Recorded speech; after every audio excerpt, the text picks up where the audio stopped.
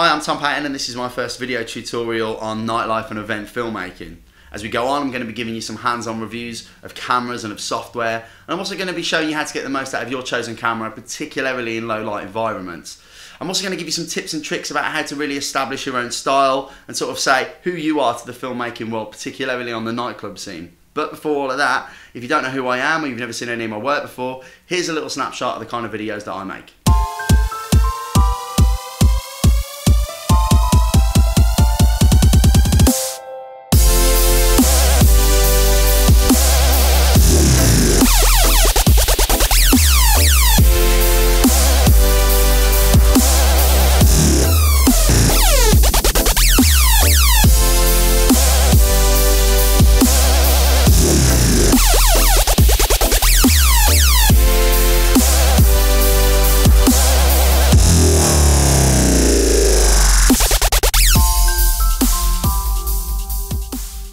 Now, there's a huge amount of content out there on the internet about, setting your camera up or showing you what to do with your camera or testing cameras in different environments, and a lot of it is great. In fact, I owe a lot of my career to a lot of those tutorials. But let's face it, taking a camera into the park and filming a duck or filming the trees or filming a brick wall is a lot different than taking that camera into a nightclub and filming drunk people with it in effectively the dark. So what we're going to do is I'm going to take the cameras and we're going to talk about things that are really important to nightlife filmmaking. So things like moire and aliasing and rolling shutter. These are all massively important things that you should consider when you're buying a camera, but they really aren't as important as what's its low light capability like, how noisy is it at high ISOs, how does the camera perform in terms of focus assist to help you get people in focus quick. All of these things are things that I find really affect and make a good clubbing video. And so what we're going to do is we're going to take these cameras to actual nightclub events. Most of them are going to come on actual gigs with me where I've been booked, and I'm going to show you exactly how the camera performs in a low light environment, so that if you buy that camera and you then charge somebody to go and film their event, you know what you're going to get, or you at least have a good rough idea of what your shots are going to look like. Let's face it, you're never going to get a Hollywood budget to make a nightlife or an event video. Club promoters and DJs are notoriously tight with what they spend on these kinds of things. So perhaps you're just starting out, perhaps you don't even own a DSLR. Perhaps you've saved a load of money up to get yourself into this kind of scene. Wherever you're at, wherever your budget is at, what I'm hopefully going to do here is we're going to review a load of different cameras from all different ends of the spectrum. Some of them are going to be old, some of them are going to be brand new, some of them cheap, some of them expensive. But the idea is that wherever you're starting out or whatever money you've got behind you, we'll sort of show you the door that you need to walk through to get yourself into this scene. So let's pretend you've already got a DSLR and that you're searching YouTube now, trying to find somebody out there to give you a rough idea about how to start with setting this thing up so that you can go off and film a nightclub with it. Perhaps you already took a booking. Well, here's the first bit of advice I'm going to give you, and it's the one thing that nearly every single person starting out makes. I've seen it happen time and time again. A guy came over to me not long ago actually with a 5D Mark II and said, "Is it getting really bad images? I don't know what to do with it." And I had a look at it, and sure enough, the camera was in full auto mode. You need to set everything to manual. It's my belief that you are never going to get great shots out of your camera if your camera is in auto. So you set your lens to manual, you manual focus, you need to manual ISO, you need to control the white balance has got to be manual, everything has got to be manual. If you do that, you're going to be in control of what your camera sees and what you capture. But if you let your camera decide, I tell you, you're going to end up with the crappiest of images, because a nightclub is the harshest environment that you could ever ask to film in. One minute it's pitch black, the next minute it's completely overexposed, you've got lasers pouring all over the place, and then to stick into that, you've got people who don't stand still for you, subjects that are moving back and forward, jumping up and down. If your camera is in auto mode, it will not understand this. You'll end up with they're not quite dark shots, they're not quite bright shots, they're just a bit crap, and that's no good to anybody. But if you set it all to manual, you're going to be in control and you're going to be able to tell your camera exactly what you want. It's going to mean a few things. It's going to take a lot of practicing, particularly with focus. I'm going to give you some tips and tricks now and talk you through what some of those settings mean. But first things first, get your camera, set everything to manual. Okay, so let's talk about manual ISO. ISO is basically how you adjust the light sensitivity of your sensor. The higher the ISO, the better in low light it's going to be. But it comes at a big risk, because the higher you have your ISO, the more chance of a noisy image you're going to have. Now, noise in a nightclub video, it's not quite the devil that it is when you're making other kinds of videos. You know, you certainly wouldn't want a noisy music video. However, you can use things like noise to enhance your nightclub video in a lot of ways. It's one of those backwards industries where kind of anything goes. So you shouldn't be scared about high ISOs. You know, I know a lot of people who, you know, they'll hand me footage to edit. You know, I've used freelancers in the past who've been scared to go above 1600 because they've been reading the wrong blogs and they've been listening to the wrong people who've told them it's all about the clean image.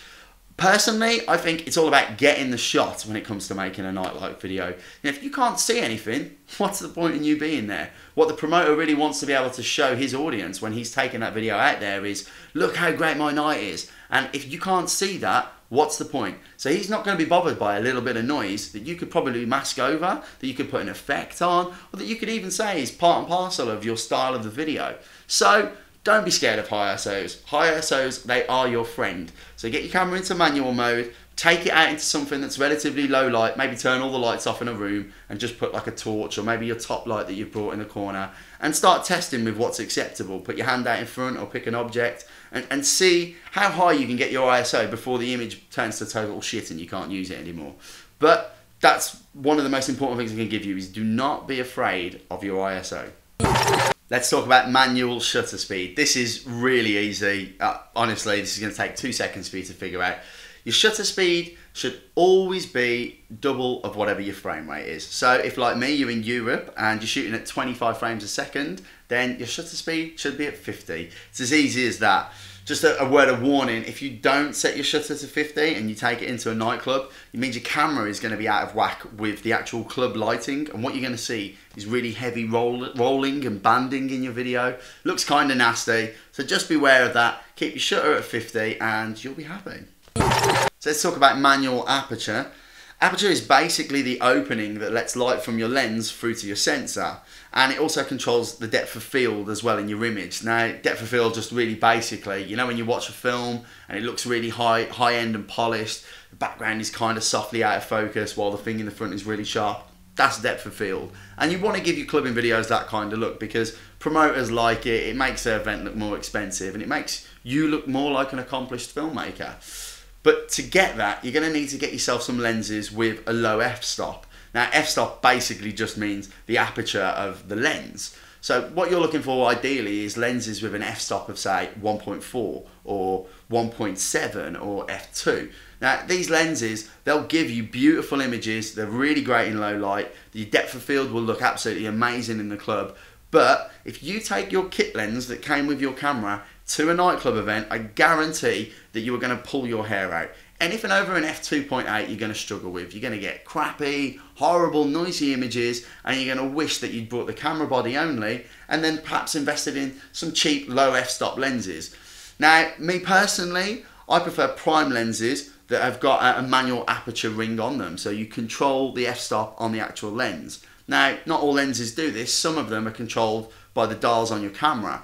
Particularly Canon and Panasonic have got a really nice line in controlled low f-stop lenses, sort of like their 35mm and their 20mm pancake lenses are really great for getting beautiful images in a nightclub. So I recommend is that you go out, have a little look on Amazon or on eBay and see if you can pick yourself up some bargains for some nice cheap prime lenses with a real low f-stop, and I guarantee you'll be really happy with the results.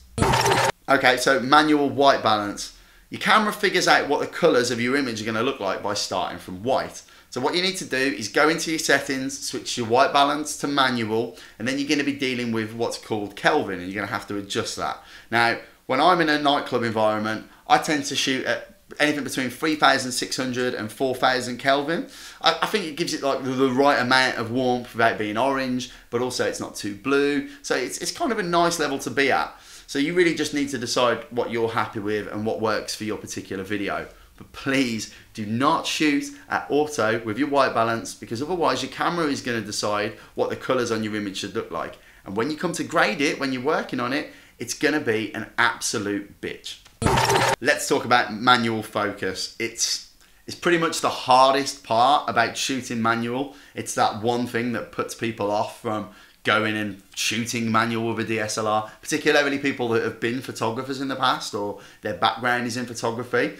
The idea of shooting in low light in a nightclub with manual focus is pretty much horrific.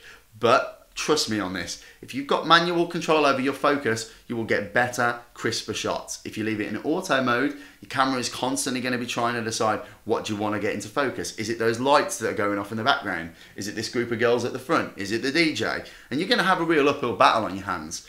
Now, there are some tips and tricks about how to keep things in focus. You know, I know a lot of people, you know, that have gone off and tried to manual focus with a lens in a club have been really disappointed with the images they've got afterwards.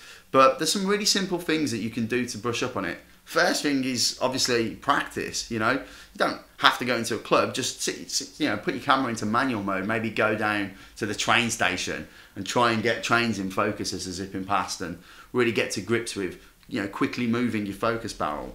Or an easier option, and one that I use all the time, in fact it's a real lifesaver, is when you get into the club, pick an object in front of you, usually at about the sort of distance a person would be before it got uncomfortable and weird and creepy, and get that in focus, lock that in focus, and then what you can do is you can run around the venue then, filming things and people, but instead of changing the focus barrel, change your distance from the object. So if you hold your camera here, step in or step out until the object is in focus, and that way you'll have a much quicker and a much more efficient way of getting nice, tightly focused shots than if you're constantly adjusting the focus barrel and you can't see what you're doing and the lights are all changing and going off. Do it this way and you'll find that you're getting consistently better and stronger shots.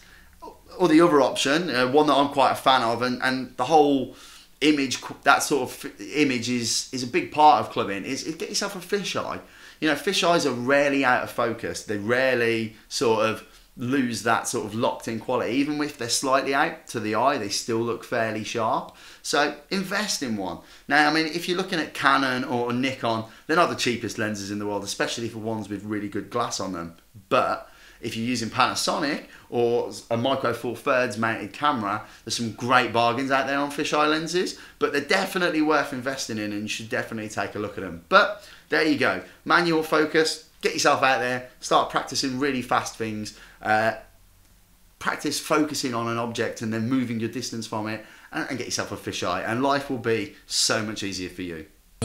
So that's the basics of shooting manual. Yes, it's daunting. Yes, there's a lot to take in. And yeah, there's loads for you to have to faff with when you're out filming. It would make your life easier if you could shoot auto, but I guarantee if you do, you're not going to get those images that you want. You know that video you watched on YouTube and you thought, I could do that, yeah, that's the life I want, that's the videos I'm going to make. You won't get that if you're shooting auto. So I guess what I'm saying is man up and get to grips with shooting manual. Practice your focusing. You know, really push yourself at focusing quickly on things. Get to grips with ISOs. Don't be afraid to push your camera and see what its upper limits are. And, you know, play with your lenses and see what they're capable of. You know, invest in some cheaper glass with low f-stops if you have to at first. Yeah, the image won't be as sharp, but hey, you're filming in a nightclub at the end of the day. It's probably going to go on YouTube, you know. It's best to get the image looking right. And, you know, there are some other tips and tricks I can give you to help you get your videos looking good. What you want to do is get yourself a great top light. You know, at the moment I'm using a Manfrotto variable top light. Now, because it's variable, it means again I don't have to mess around with the settings on the camera so much, so I'm not constantly adjusting the aperture or messing with the ISO, because I can turn the light up and down. You know, if it needs to be brighter, I just make it brighter. You know, if it needs to be darker, turn it down. You know, another thing that people are really intimidated about when they first start making clubbing videos is that light. You know, it's a really intimidating thing to have to walk over to a group of people, sort of throw yourself in at their evening that they're having, turn a light on and flash it in the face. And so what a lot of people do is, you know, they kind of have the light on half. I'm going to be honest with you, you need to get over that. You know, getting in people's faces with a light, it's going to be your job from now on. It's what you do. And 9 times out of 10, you know what happened? They might pull a face at you, or they might stick the fingers up at you or say they're not interested. But if you just stand there for an extra few seconds, they'll dance until you go away and you'll get the shot that you wanted. So good top light is really important, and don't be afraid to turn it on. It's one of those things that will make your life and your shots so much better. Another good tip is reinvest your money. You know, if you get booked for a gig, take the money from that gig and invest it in a new lens. What you ideally want in your kit bag eventually is a good 20mm lens is great for clubbing, a 50mm, an 85mm. You want to get yourself a fisheye lens. You want to be able to give your shots real sort of depth and progress, and you want to give them that sort of, I've got a bag full of lenses and I know what I'm doing kind of look. You know, it makes them more interesting, makes them better for people to watch for a minute and a half or 3 minutes. So reinvest your money. And another one, you know, just from experience, this is club promoters and nightclub owners, they like people to, you know, dress a certain way and look a certain way. So get yourself a nice haircut, invest in some good hair wax, and buy yourself some nice clothes. If you're going to go and do a gig, you don't want to show up looking like a tramp with a dirty pair of trampy shoes on, because that's what people will associate your business with. I know it sounds silly, but at the end of the day, this is a very sort of fickle, fashion-orientated industry, and you really need to get that across as part of your brand. So concentrating on you and your brand, that's important. Get yourself a nice camera bag. You know, you don't want to get one of these huge rucksack kind of bags that make you look like a Teenage Mutant Ninja Turtle. You know, that's great if you're shooting wildlife, but if you're in a nightclub like that, you're going to knock people's drinks out of their hands, you're going to be in people's way. Get yourself a nice sling bag. At the moment I'm using a Manfrotto bag.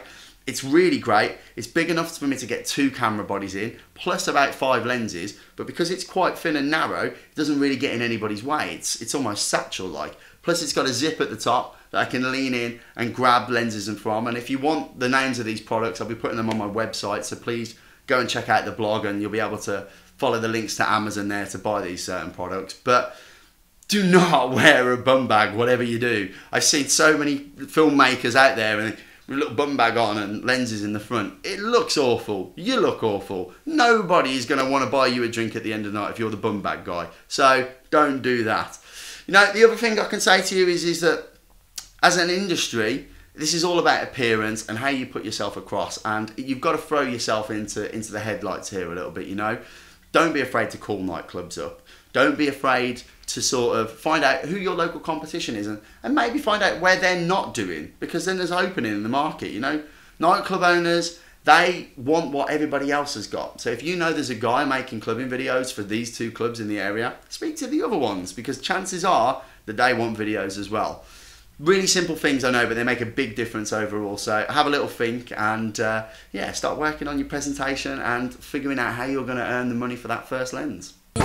So that's the basics. Enough to get you started, I think. Obviously, my intention going forward is to really get in depth, you know.